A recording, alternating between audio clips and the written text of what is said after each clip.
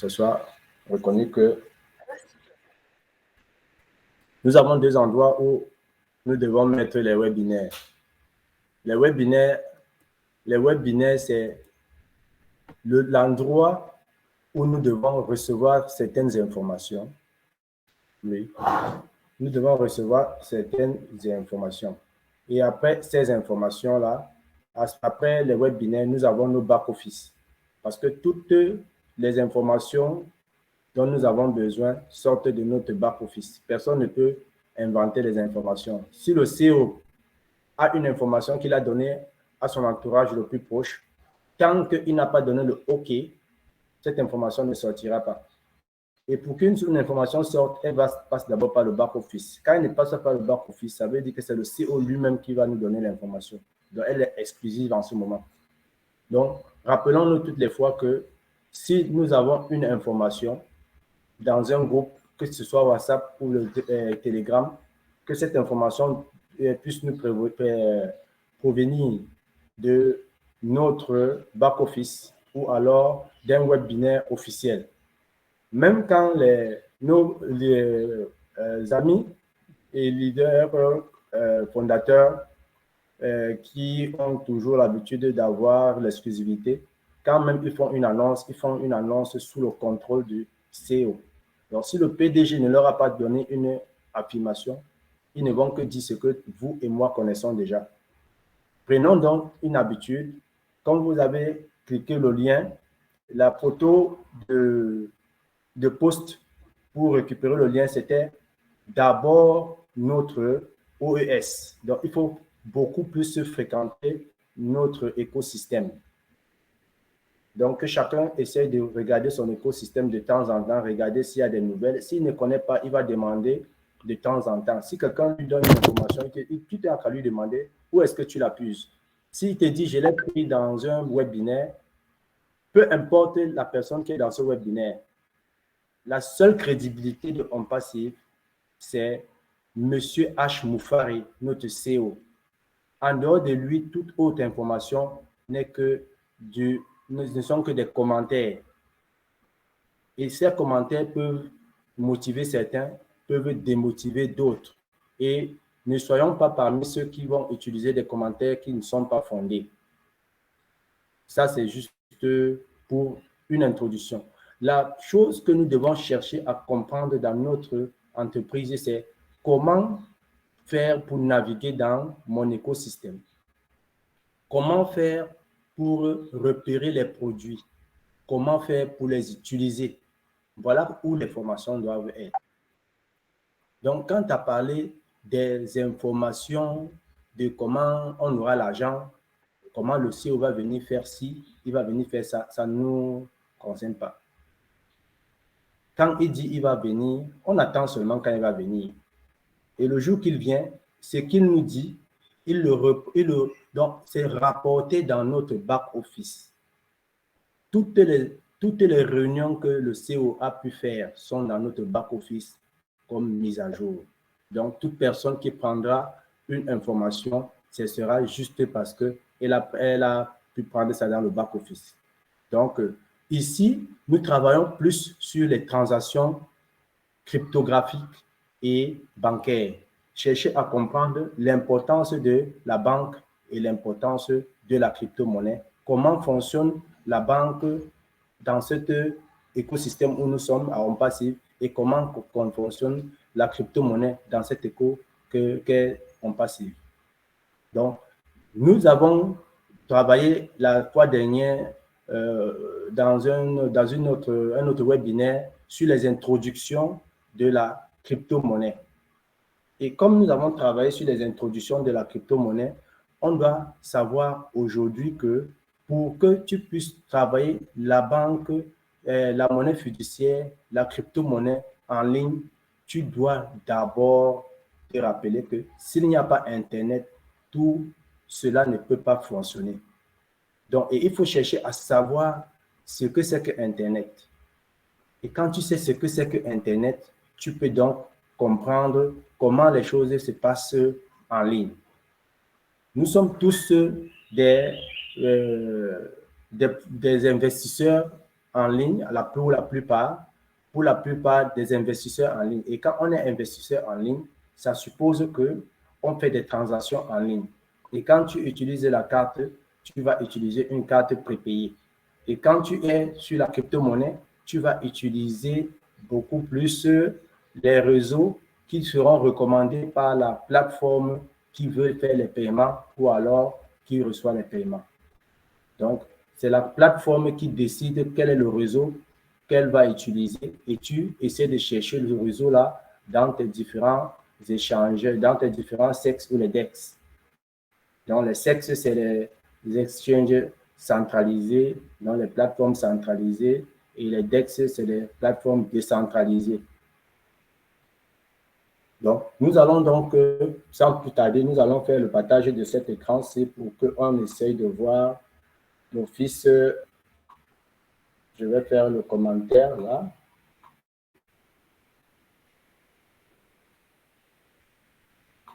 Là.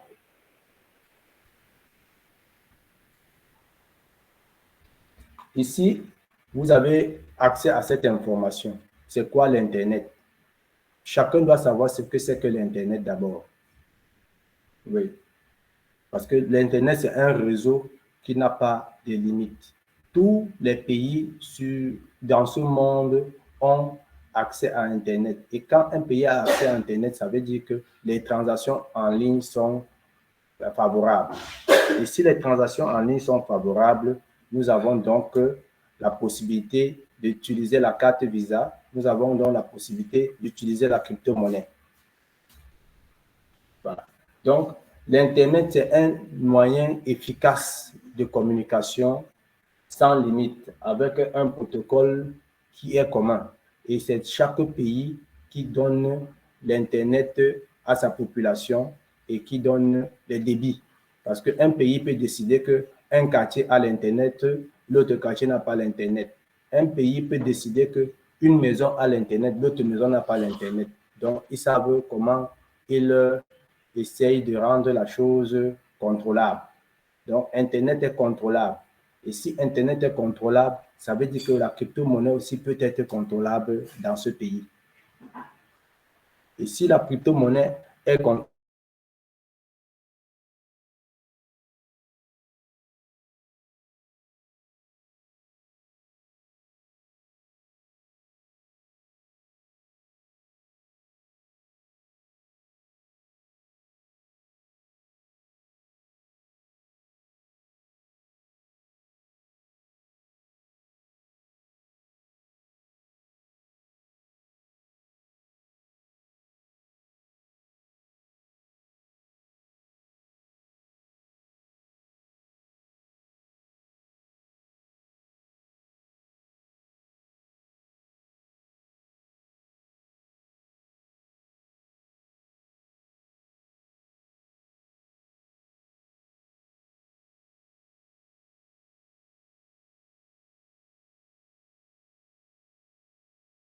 c'est déjà perdre le réseau. C'est pas déjà bon signe.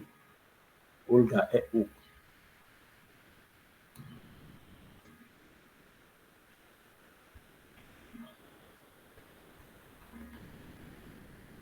Oh là là.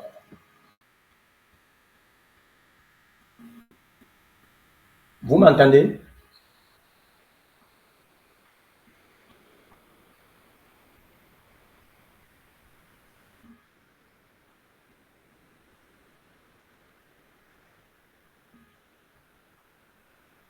Puisqu'il n'y a pas de son.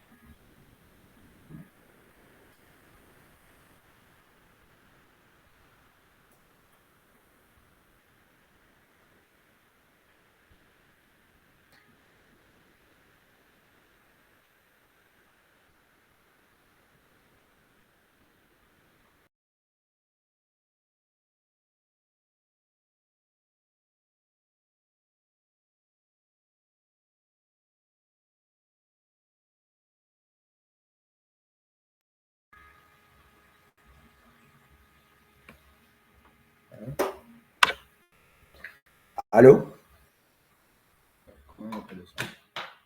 Mais vous m'entendez? Je vois les gens écrire qu'il n'y a pas de son. Je ne comprends pas.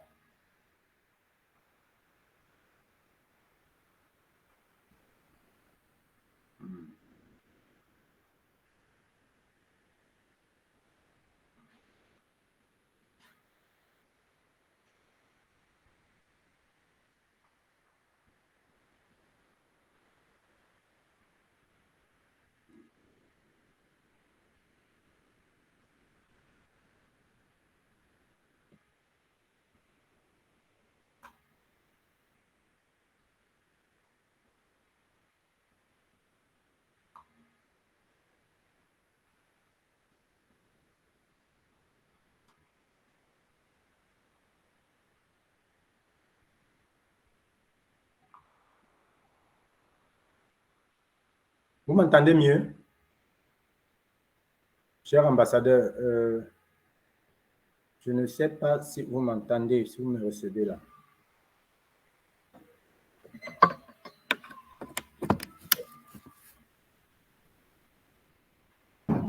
Oui, on vous attend, ambassadeur, pour continuer. Oui, c'est parce que, cher ambassadeur, beaucoup de gens ont écrit et il n'y a pas de son, ça m'a un peu... Oui, on vous attend maintenant. Ah, ok, merci. Je partageais l'écran, ça veut dire que vous ne voyez pas mon écran? On vous attend, ambassadeur, en tout cas, on ne voit pas l'écran. Oui, tout à l'heure, vous voyez quand même mon écran? Voilà, on vous voit voyez l'écran. L'écran est là, vous partagez. Ok. Mais j'ai fini avec Internet, vous avez vu?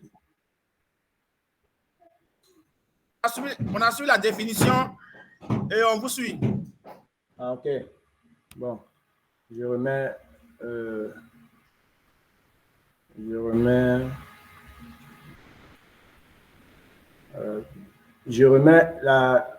l'enregistrement. Ah, l'enregistrement est toujours là parce que il y a des gens qui ont besoin toujours d'enregistrement. Maintenant, je vais commencer à partager l'enregistrement de temps en temps.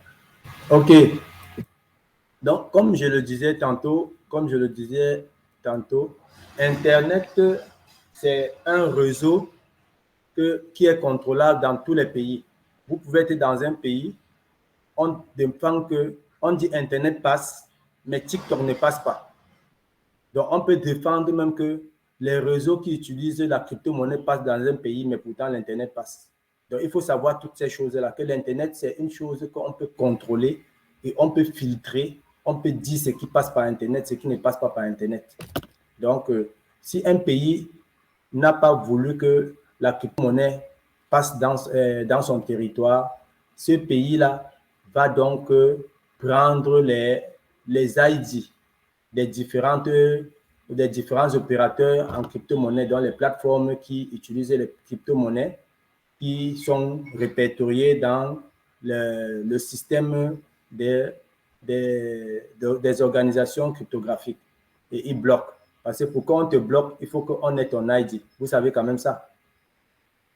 Donc, si on n'a pas ton ID, si on n'a pas ton identifiant, on ne peut pas te bloquer. Si on veut te bloquer, on doit bloquer tout le monde parce que pour bloquer une personne de manière spécifique et orientée, il faut avoir les coordonnées de cette personne, dans les coordonnées précises de cette personne.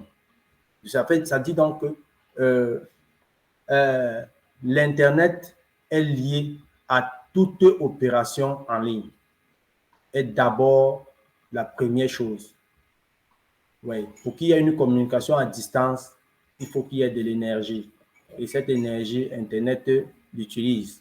Maintenant, on se retrouve que quand on a fini de savoir que Internet utilise les cartes et les cartes et les crypto-monnaies, toutes les opérations en ligne, on vient donc savoir qu'est-ce que la banque, comme je vous disais, c'est quoi la banque, à quoi sert la banque. Il faut le savoir. Voilà. Donc, la banque, d'abord, c'est une propriété toujours. Il n'y a rien qui n'appartienne à personne. Tout est un propriétaire. Donc, la banque ayant son propriétaire, le propriétaire de la banque a un système qu'il a mis en place. Ce système, c'est la régulation. La banque a un système de régulation de ces transactions, que ce soit les dépôts, que ce soit les retraits. Et maintenant, la banque, suivant l'argent que tu as en banque, il y a un quota de retrait que tu peux faire. Et parfois, quand tu veux faire même le dépôt, il y a des justificatifs que tu dois apporter pour un certain quota que tu voudras faire. Donc, il faut savoir qu'il faut comprendre les deux systèmes pour pouvoir choisir lequel je vais souvent utiliser. Mais je ne suis pas un conseiller financier, mais je peux proposer, comme moi je peux faire, que la crypto-monnaie et la carte bancaire, ce sont des voies qu'il faut connaître et il faut utiliser. Il faut utiliser les deux parce qu'à chaque moment, on aura besoin d'une voie selon la situation dans laquelle on sera ou alors selon le besoin qui nous sera présenté. Parce que quand tu veux faire un certain financement, il y a une façon de sortir l'argent. Et quand tu veux faire une dépense, il y a aussi une façon de sortir l'argent. Donc, il faut savoir que si tu sors l'argent de la façon qui n'est pas convenable selon le régulateur qui est le banquier est l'intermédiaire entre celui qui a l'argent et celui qui reçoit l'argent. Par contre, en crypto-monnaie, le régulateur, c'est toi-même. Et celui avec qui tu vas faire la transaction, en termes techniques, c'est le peer-to-peer, donc le gré à gré. Et quand tu vas faire le gré à gré avec quelqu'un, c'est toi qui es le décideur. La banque nous permet, j'alterne un peu, je finis même d'abord avec la crypto-monnaie. Voilà. La crypto-monnaie aussi nous permet de faire des dépôts et des retraits. Oui. Voilà la première spécialité des transactions monétaires. Que ce soit en banque, on fait des dépôts et des retraits. Maintenant, tu peux faire des prêts, tu peux faire des placements, c'est autre chose. Même en crypto-monnaie, tu peux faire des prêts, tu peux faire des placements, mais tu ne peux pas faire des prêts. Parce qu'il n'y a pas une banque pour ça. Quand ton argent, en crypto-monnaie, quand ton argent est fini, c'est fini, tu n'as plus rien. Tu peux encore chercher seulement. Mais en banque, tu peux demander à celui qui est votre régulateur, dans le banquier, de te trouver un peu d'argent, tu vas lui remettre après. Voilà un peu là où quelqu'un va dire que la crypto-monnaie est avantageuse, l'autre va dire que la banque est avantageuse. Chacun a son avantage à sa façon. Donc, quand nous venons donc avec le problème que nous voulons faire partie de l'entreprise en passif, ça veut dire qu'on va embrasser les deux systèmes financiers, le système banquier et le système cryptographique. Et pour que tu puisses bien t'en sortir, il faut que tu comprennes comment les transactions se font avec la carte Visa. Et c'est la même façon aussi que ça se fait avec la crypto-monnaie. Mais sauf que avec la banque, quand tu as une carte Visa, c'est vrai que les cartes Visa, il y en a plusieurs espèces. Et quand tu as une carte Visa, si elle n'est pas prépayée, ce n'est pas facile pour toi de faire des transactions sur les plateformes. Celui qui a les cartes Visa prépayées fait facilement les transactions sur les plateformes commerciales. Mais celui qui a d'autres cartes comme les Mastercard, il a des difficultés. Donc, il y a certains leaders, certains ambassadeurs qui effectuent les paiements de leur Connect avec des cartes qui ne sont pas prépayées et du coup, ça les met dans les problèmes. Donc, vérifiez que votre carte Visa est prépayée d'abord pour que vous soyez, parce que pour échouer une transaction, il faut que tu aies d'abord rempli les premières conditions pour que ta transaction échoue et tu commences à chercher où est-ce qu'elle a échoué. Pourtant, j'ai respecté tout le protocole. Parce que en crypto-monnaie, c'est les protocoles. En banque, c'est les protocoles. Si tu ne respectes pas les protocoles, ta transaction ne va pas aboutir. Ah oui. Donc, nous devons donc savoir qu'en banque, il y a des heures pour faire des transactions. Mais par contre, en crypto-monnaie, tu n'as pas d'heure pour effectuer ta transaction parce qu'il n'y a pas un validateur physique. Les validateurs sont automatisés. C'est eux qu'on les apprend, c'est eux qu'on appelle les mineurs. Donc, ils mettent des machines à la disposition de la fluidité des transactions. Et Et c'est là qu'on l'appelle le mineur. Et il se fait rémunérer en fonction de la puissance de ces machines. C'est ça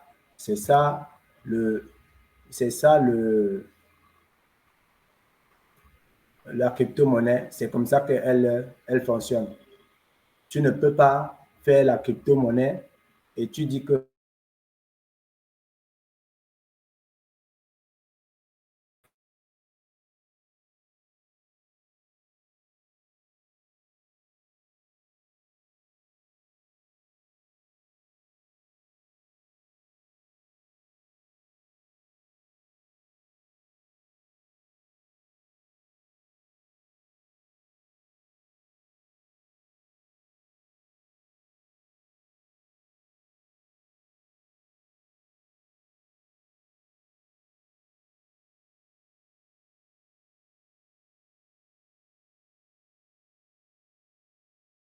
donc, il y a des gens qui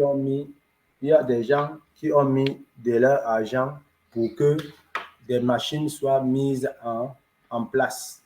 Et quand ces machines sont mises en place, c'est là donc que tu peux recevoir et envoyer. Donc, ce n'est pas ton téléphone ou ton ordinateur qui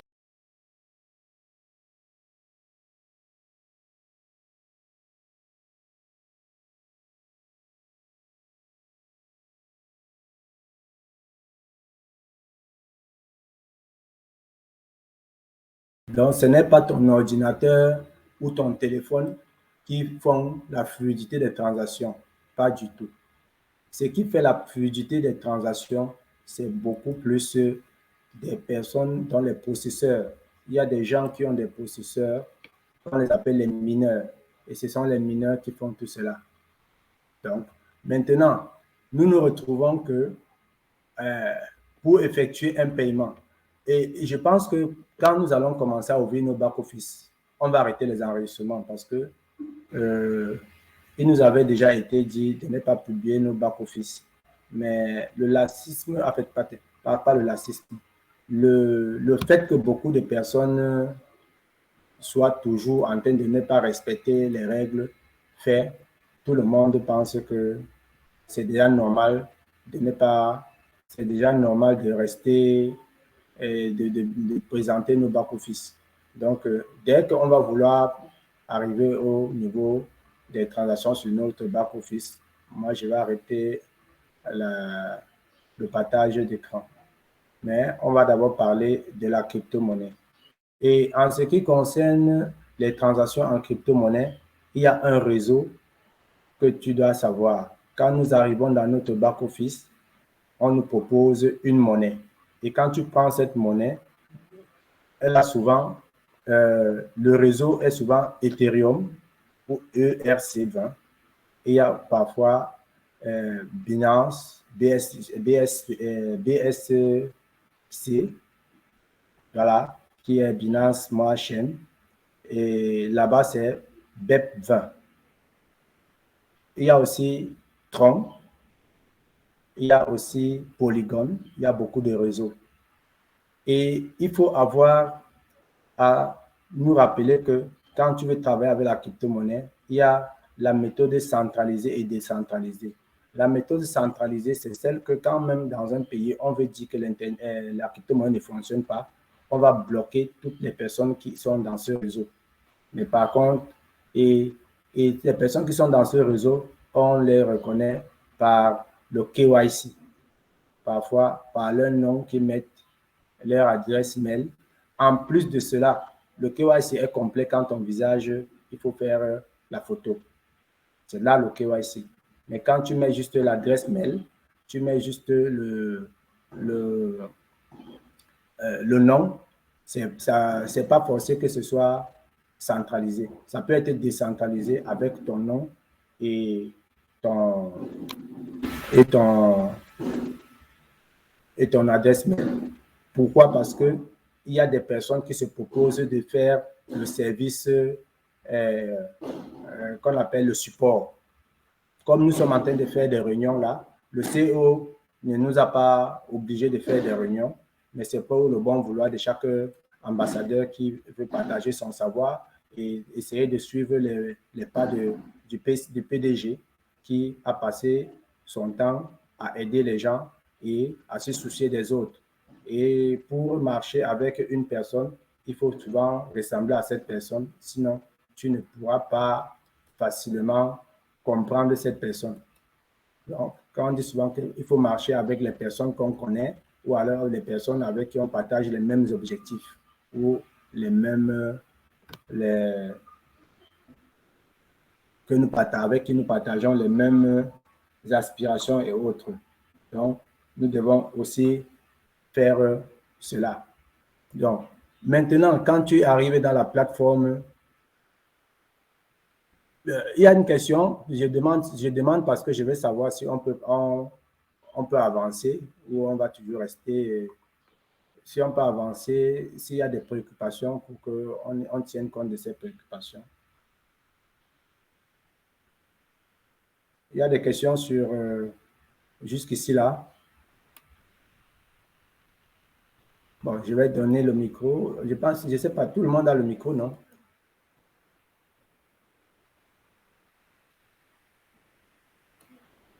Tout le monde a le micro, je crois.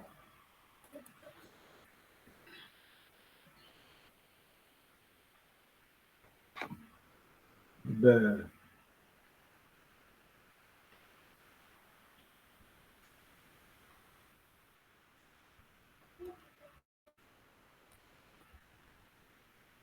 tout le monde a un micro?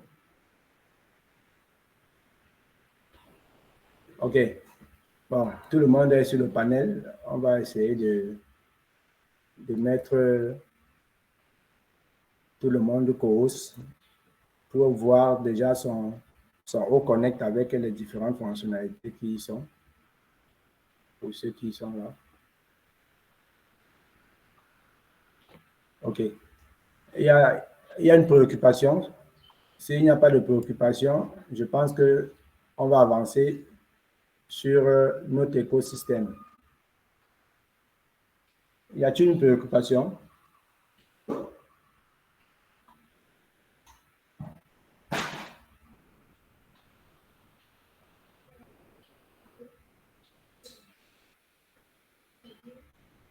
OK. Je vais donc partager encore l'écran. S'il n'y a pas de préoccupation, je suppose qu'on peut avancer.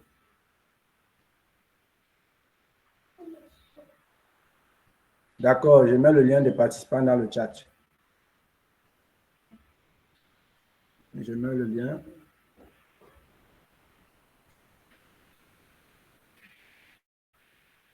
Ceux qui cherchaient le lien des participants dans le chat, je pense que je vous ai mis comme participant déjà. Ça va? Mais je vais toujours mettre le lien des participants pour...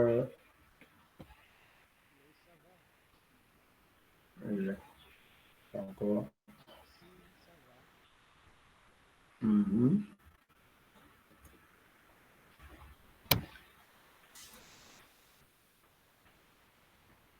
Voilà. Tous ceux qui sont là, je pense que j'ai déjà fait monter tout le monde dans le... Je ne sais pas si c'est Olga ici, là, parce que sa photo, même je vois Olga, il y a plus là, je ne sais pas si c'est elle là.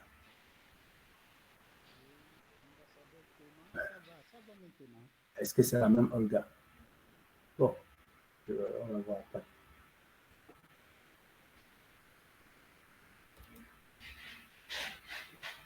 Ouais, on va partager l'écran ici.